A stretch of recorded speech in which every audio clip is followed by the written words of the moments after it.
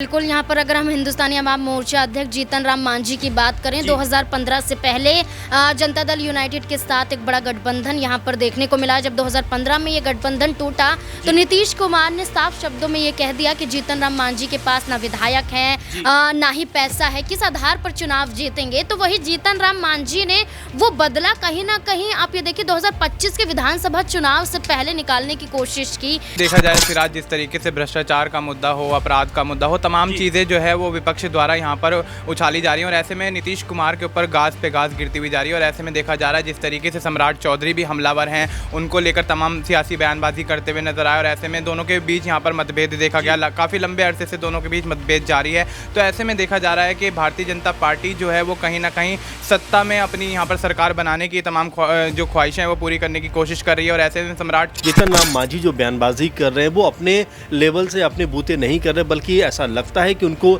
एक तरीके से उकसाने का प्रयास किया जा रहा है। उनको कहा जा रहा है कि भाई आप इस तरह का दिल्ली से अनुमति मिली है उन्हें। जाहिर बात है कि जिस तरह की बातें कर रहे हैं कि भाई 25-30 सीटें हमें मिलना चाहिए, ऐसा होना चाहिए, वैसा होना चाहिए। और कांवड़ यात्रा में जब पूछा जाता है कहते हैं ठीक है, कोई दिक्कत की बात नहीं। तो जो उनके बयान है ये कई तरह की चीज़ों की तरफ इशारा करते हैं। यही जीतन राम मांझी थे जो राम के ऊपर जो बात कहते हुए नजर आते थे, जिसको बीजेपी लगातार घेरती थी, लेकिन आज बीजेपी उनके बयानों को लेकर बात नहीं करती। तो देखिए समय के साथ बिहार विधानसभा चुनाव को करीब 1 साल बाकी है, लेकिन उससे पहले ही बिहार में सियासी उठापटक जोरों शोरों से जारी है। दरअसल जीतन राम मांझी ने एक बार फिर से एनडीए से बड़ी मांग कर दी। उन्होंने 25 सीटों पर दावा ठोका है। उन्होंने कहा कि हमारी पार्टी कम से कम 25 सीटों पर चुनाव लड़ने की तैयारी कर रही है और कम से कम हम 25 सीटों पर चुनाव लड़ेंगे। इसके साथ ही उन्होंने नीतीश कुमार का विरोध किया और जिस तरीके से लोकसभा चुनाव की समाप्ति हुई उसके बाद से नीतीश कुमार लगातार केंद्र सरकार के समक्ष कई मांगे रख रहे हैं, लेकिन उसके विरोध में नजर आ रहे हैं कहीं ना कहीं जीतन राम मांझी। जीतन राम मांझी आखिर नीतीश कुमार के खिलाफ लगातार बयानबाजी क्यों कर रहे हैं? जीतन राम मांझी आखिर नीतीश कुमार की मांगों के विरोध में क्यों उतर रहे हैं? और जीतन राम मांझी 1 साल पहले से ही 25 सीटों पर दावा क्यों ठोक रहे हैं? और क्या इन सियासी समीकरणों को देखें तो कहीं ना कहीं बिहार की सियासत में कुछ बड़ा उलटफेर होने वाला है। चिराग पासवान आखिर नीतीश कुमार के करीब क्यों जा रही हैं? चिराग पासवान और नीतीश कुमार की नजदीकियां क्यों बढ़ रही हैं?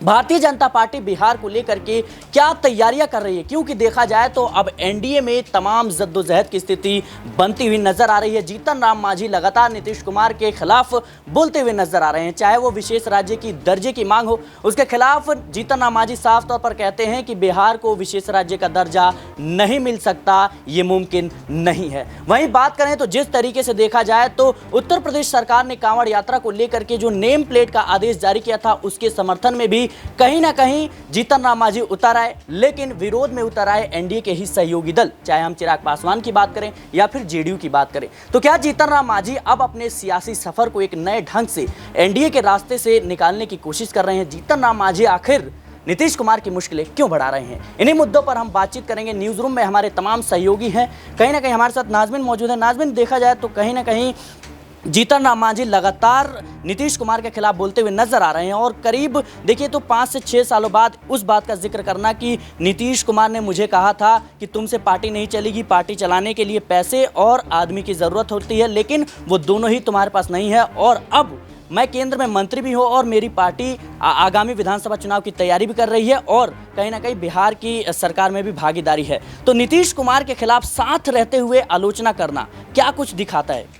देखिए, बिल्कुल यहाँ पर अगर हम हिंदुस्तानी अवाम मोर्चा अध्यक्ष जीतन राम मांझी की बात करें, 2015 से पहले जनता दल यूनाइटेड के साथ एक बड़ा गठबंधन यहाँ पर देखने को मिला। जब 2015 में ये गठबंधन टूटा तो नीतीश कुमार ने साफ शब्दों में ये कह दिया कि जीतन राम मांझी के पास ना विधायक हैं, ना ही पैसा है, किस आधार पर चुनाव जीतेंगे। तो वही जीतन राम मांझी ने वो बदला कहीं ना कहीं आप ये देखिए 2025 के विधानसभा चुनाव से पहले निकालने की कोशिश की। सबसे पहले उन्होंने बिहार को विशेष राज्य दर्जे की मांग को लेकर दरकिनार किया गया। ये दावा करते हुए नजर आए कि जरूरत नहीं है बिहार को विशेष राज्य का दर्जा देने की, बल्कि आर्थिक सहायता यहाँ पर होनी चाहिए। उसकी मांग हम भी यहाँ पर केंद्र सरकार से करते हुए नजर आते हैं। नीतीश कुमार के खिलाफ जीतन राम मांझी ने पहला कदम उठाया। उसके बाद आप अब ये देख लीजिए कि 25 सीटों की मांग वो खुद ही भरे मंच से करते हुए नजर आते हैं। ये ऐलान करते हैं कि कम से कम 25 सीटें तो अब हमारी पार्टी को चाहिए। इतना ही नहीं, हम 75 से 100 सीटों के समर्थन समर्थन की भी बात करते हैं एनडीए से, यानी कि उनका दावा है कि एनडीए को ये सीटें देनी ही पड़ेंगी जितनी सीटों की मांग कर रहे हैं। अगर नहीं दी जाती हैं तो कहीं ना कहीं जीतन राम मांझी अभी नीतीश कुमार के खिलाफ बगावत करते हुए नजर आ रहे हैं, उनके खिलाफ बयानबाजी कर रहे हैं। आने वाले वक्त में वो एनडीए से अलग हटने का भी फैसला कर सकते हैं अगर सीटें नहीं दी गई। वहीं जीतन राम मांझी का ये कहना कि आज हम खड़े ही नहीं, हम चल ही नहीं रहे, बल्कि हम दौड़ रहे हैं। और इसी दौरान ये दिखाई देता है कि जीतन राम मांझी ने साबित कर दिया है कि अब वो नीतीश कुमार के साथ दो दो हाथ करना चाहते हैं, यानी कि वो चाहते हैं कि अगर एनडीए की तरफ से नीतीश कुमार की पार्टी को भी सीटें मिलती हैं ज़्यादा, कम से कम 100 से ज़्यादा सीटें यहाँ पर अगर मिलती हुई नजर आती है नीतीश कुमार की पार्टी को, तो वो कहीं ना कहीं उतनी सीटों की मांग। नाज़मीन, आपको रोकना चाहूँगा कि एक सवाल मैं आपसे पूछना चाहूँगा कि जिस तरीके से आपने कहा कि कहीं ना कहीं जीतन राम मांझी नीतीश कुमार के खिलाफ लगातार सवाल उठा रहे हैं, लेकिन क्या लगता है आपको कि क्या दिल्ली से इसका आदेश या इस बात की परमिशन मिली होगी कि आप नीतीश कुमार की मुश्किलें बढ़ाइए? क्योंकि नीतीश कुमार की ताकत जो है वो अभी लोकसभा चुनाव के बाद से बढ़ती हुई नजर आ रही है, तो क्या नीतीश कुमार पर दबाव बनाने के लिए तमाम तरह की कहीं ना कहीं जद्दोजहद की जा रही है, जीतन राम मांझी को आगे किया जा रहा है? देखिए, ये जो सवाल है ये बहुत बड़ा सवाल है और इसी सवाल के जवाब में जो बातें कही जाएंगी वो कहीं ना कहीं विपक्षी पार्टियां भी इस मुद्दे को उठाती हुई नजर आई हैं कि भारतीय जनता पार्टी हमेशा से अपने कद के आगे किसी और को बड़ा बनने नहीं देती है। चाहे आप उत्तर प्रदेश में योगी आदित्यनाथ को लगा लीजिए, चाहे आप यहाँ पर बिहार में नीतीश कुमार को लगा लीजिए। यहाँ पर नीतीश कुमार की बात करें तो 9वीं बार मुख्यमंत्री तो बनते हैं, लेकिन भारतीय जनता पार्टी को इस बात का डर है कि 10वीं बार भी अगर नीतीश कुमार मुख्यमंत्री बन गए तो भारतीय जनता पार्टी का वजूद बिहार में खत्म हो जाएगा। लोकसभा चुनाव के जो परिणाम सामने आए हैं, अगर जनता दल यूनाइटेड उनके साथ ना होती, नीतीश कुमार का साथ ना होता, तो 12 सीटें जो जीती गई हैं, आप देखिए वो 12 सीटें एनडीए के खाते से अलग होती। यहाँ पर भारतीय जनता पार्टी खुद अपने खाते में 17 सीटें लेकर चली और 12 सीटों पर ही जीत दर्ज की। तो इसी आधार पर देखा जाए तो बिहार में भारतीय जनता पार्टी लोकसभा चुनाव में अकेला कोई करिश्मा करती हुई नजर नहीं आई है। सहयोगी दलों के साथ मिलकर यहाँ पर 30 का आंकड़ा भारतीय जनता पार्टी सेट कर पाई है एनडीए के बलबूते पर। अगर सिर्फ यहाँ पर भारतीय जनता पार्टी की बात करें तो जनता दल यूनाइटेड के बिल्कुल बराबर नजर आती है, यानी कि विधानसभा चुनाव में भी टक्कर नीतीश कुमार दे सकते हैं। और अभी से भारतीय जनता पार्टी का फैसला ना करना, चिराग पासवान का समर्थन नीतीश कुमार के संबंध में करना, वहीं जीतन राम मांझी का विरोध करना, उपेंद्र कुशवाहा जो उनके समर्थन की पार्टी है एनडीए की, वो नीतीश कुमार को लेकर बागी तेवर आजमाते हुए नजर आते हैं। सम्राट चौधरी मुरेठा खोलते हैं लेकिन अपनी कसम को कहीं ना कहीं अभी भी कायम करते हुए नजर आ रहे हैं। तो ये पूरी कोशिशें हैं कि अभी तक मुख्यमंत्री के नेतृत्व में किसी चेहरे को आगे बिहार में ना करना, ये दर्शाता है कि चुनाव नजदीक है और भारतीय जनता पार्टी फैसला नहीं ले रही है।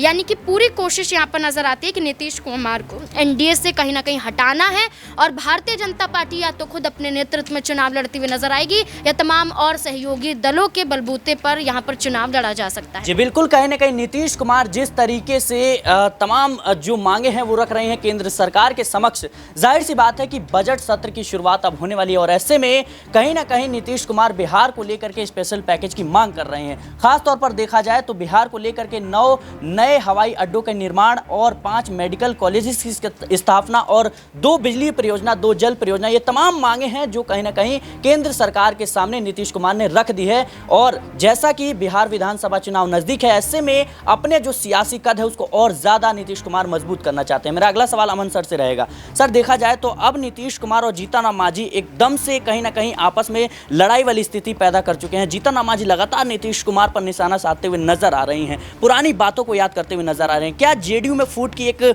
संकेत मिलते हुए नजर आ रहे हैं? देखिए, राजनीति के लिहाज से देखा जाए तो बिहार में जो 3-4 बड़े दल हैं, इनके बीच में हमेशा से देखा गया है कि प्रतिस्पर्धा रहती है और रहने भी चाहिए, क्योंकि देखिए अलग अलग विचारधाराओं के दल हैं, अलग अलग नेताओं के दल हैं, तो जाहिर बात है कि भले ही एक मंच पर भी हों, एनडीए के साथ में हो, लेकिन अपनी विचारधारा, अपना जो भी उन्होंने पार्टी को इस्टेब्लिश करने में समय दिया वो तो उनका है। तो इसीलिए जीतन राम मांझी बार बार जो है वो कह सकते हैं नीतीश कुमार के ऊपर हमलावर रहते हैं कि भाई आप तो कहते थे हमारी पार्टी चल भी नहीं पाएगी, लेकिन आज हमारी पार्टी सिर्फ चल नहीं रही बल्कि दौड़ती हुई नजर आती है। तो ये तमाम सारी बातें जो बताती हैं कि आने वाले दिनों में बिहार के अंदर जो तनातनी का माहौल एनडीए खुनमे में दिखाई पड़ता है, ये और ज़्यादा बढ़ता हुआ नजर आएगा। और देखिए, जीतन राम मांझी जो बयानबाजी कर रहे हैं वो अपने लेवल से, अपने बूते नहीं कर रहे, बल्कि ऐसा लगता है कि उनको एक तरीके से उकसाने का प्रयास किया जा रहा है। उनको कहा जा रहा है कि भाई आप इस तरह का दिल्ली से अनुमति मिली है उन्हें? जाहिर बात है कि जिस तरह की बातें कर रहे हैं कि भाई 25-30 सीटें हमें मिलना चाहिए, ऐसा होना चाहिए, वैसा होना चाहिए, और कांवड़ यात्रा में जब पूछा जाता है कहते हैं ठीक है, कोई दिक्कत की बात नहीं। तो जो उनके बयान है ये कई तरह की चीज़ों की तरफ इशारा करते हैं। यही जीतन राम मांझी थे जो राम के ऊपर जो बात कहते हुए नजर आते थे, जिसको बीजेपी लगातार घेरती थी, लेकिन आज बीजेपी उनके बयानों को लेकर बात नहीं करती। तो देखिए समय के साथ बहुत सारी चीज़ें बदलती हैं। हो सकता है जीतन राम मांझी का जो मुकद्दर है अब यहाँ से बदलता हुआ नजर आए, क्योंकि बीजेपी ऐसा लगता है कि उनको प्रमोट करने का प्रयास करती हुई नजर आ रही है। अच्छा सर, एक अहम सवाल यह भी कि जिस तरीके से उड़ीसा में बीजेपी ने नवीन पटनायक के साथ किया, उसके बाद देखा महाराष्ट्र में उद्धव ठाकरे के साथ किया, क्या अगला नंबर नीतीश कुमार का हो सकता है? सिर्फ ऐसा लगता नहीं कि एक दो राज्य की बात आप कर रहे हैं। आप महाराष्ट्र के अलावा देखिए मध्य प्रदेश में, कर्नाटक में, गोवा में, जहाँ भी ऐसा लगता है कि हरियाणा में आप देख रहे हैं कि वहाँ पर भी ऐसी स्थिति है। जहाँ बीजेपी को लगता है कोई भी दल बड़ा बन रहा है, उनके लिए मुश्किलों का सबब बन रहा है, वो उस दल को ही कहीं ना कहीं अपनी तरफ मिलाते हुए नजर आते हैं, या उस दल को दो हिस्सों में बांट देते हैं। आप देखिए अजीत पवार और शरद पवार दो अलग अलग खेमों में नजर आते हैं, शिंदे उद्धव अलग अलग खेमों में नजर आते हैं, दुष्यंत चौटाला की पार्टी हरियाणा में वो भी अलग अलग खेमों में बटी हुई नजर आती है। तो ये बीजेपी का नेचर है कि जो भी उनके साथ जुड़ा है, अलग होना चाहता है या उनके खिलाफ जाना चाहता है, तो वो उन पार्टियों के साथ में जिस तरह का हशर करते हैं वो अपने आप में कहीं के भी नहीं रहते। आप देखिए मुकेश सहनी की पार्टी को देखिए, 3 से 4 एमएलए थे, वो भी बीजेपी में जाकर शामिल हो जाते हैं। तो ये अमूमन देखा गया। हो सकता है जेडीयू भी इसी तरह डरी हुई हो। आपने देखा प्रशांत किशोर ने भी ये बात कही थी कि आने वाले दिनों में जेडीयू की हालत जो है वो बद से बदतर होती हुई नजर आएगी। जी बिल्कुल, कहीं ना कहीं जिस तरीके से परिस्थितियां बन रही हैं, जेडीयू की मुश्किलें बिहार की राजनीति में बढ़ती हुई नजर आ रही है। एक तरफ नीतीश कुमार की पार्टी जेडीयू लगातार केंद्र सरकार से तमाम मांगे रख रही है, तो वहीं दूसरी तरफ जीतन राम मांझी लगातार नीतीश कुमार के खिलाफ बयानबाजी कर रहे हैं, नीतीश कुमार की मांगों को खारिज करते हुए नजर आ रहे हैं। अगला सवाल मेरा मनीष से रहेगा।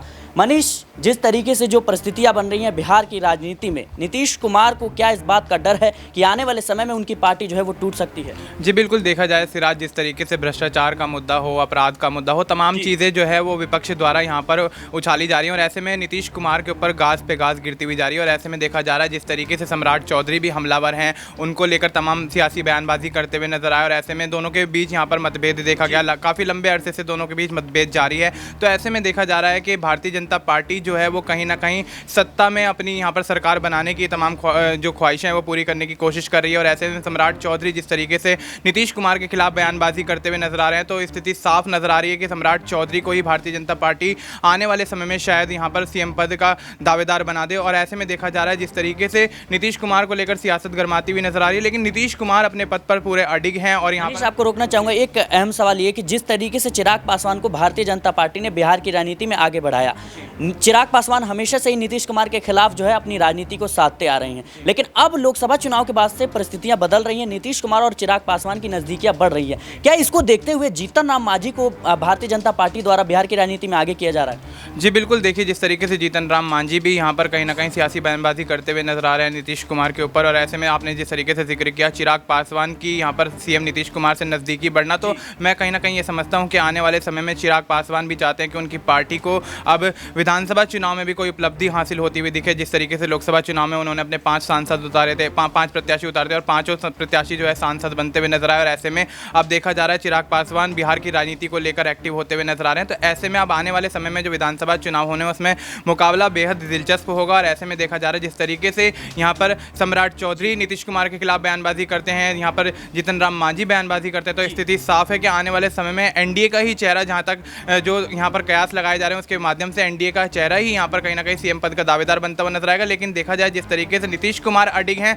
तो हो सकता है वो अकेले के दम पर भी यहाँ पर चुनाव लड़ते हुए देखे जाएं और आने वाले समय में 10वीं बार बिहार के मुख्यमंत्री बनते हुए नजर आए। बिल्कुल, नीतीश कुमार 10वीं बार बिहार के मुख्यमंत्री बनते हुए नजर आए, क्योंकि देखा जाए तो जिस तरीके से अब परिस्थितियां बन रही हैं, नीतीश कुमार की मुश्किलें बढ़ रही है, खासतौर पर देखा जाए बिहार की राजनीति में। लेकिन क्या एक बार फिर से नीतीश कुमार जेडीयू या इंडिया गठबंधन का साथ जो है थामेंगे, या कह सकते हैं इंडिया गठबंधन को समर्थन देंगे? ये सवाल कहीं ना कहीं बिहार की राजनीति में एक बार फिर से उठने लगे हैं। फिलहाल देखा जाए तो नीतीश कुमार लगातार भारतीय जनता पार्टी की मुश्किलें बढ़ा रहे हैं, खासतौर पर कहीं ना कहीं अपनी मांगों को लेकर के, और जिस तरीके से केंद्र सरकार के सामने चुनौतियां पेश कर रहे हैं, जाहिर सी बात है भारतीय जनता पार्टी की जो मुश्किलें हैं वो बिहार में बढ़ती हुई नजर आ रही है। फिलहाल के लिए इस रिपोर्ट में इतना ही। देश और दुनिया की तमाम खबरों के लिए बने रहना नेक्स्ट 9 पॉलिटिकल बाइट के साथ।